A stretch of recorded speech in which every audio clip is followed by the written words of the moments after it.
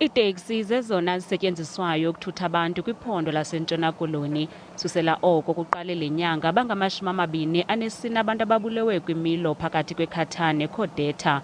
Eminye imizila isavaliwe, logama kungekabikho sisombululo. Inkonzo yesipolisa isungule ikomiti ethutyana ukujongana nalo mba, logama sele bebalelwa ku-20 abantu esele bebanjiwe. What we are doing now is also ensuring that the ground coverage of information, fresh information of the activities or illegal activities that are happening is brought to our attention. Urhulumente weli phondo uthi uzawungenelela.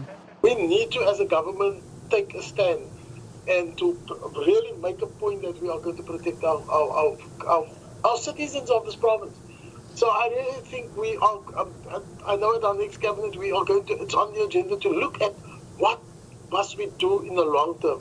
Ngempela-veki usosiba jikelele weSAFTU umnumzana Zwelinzima Vavi nomongameli we-UDM uNjengele Bantu Wolomisa bebebambe ingxoxo nale mibutho mibini.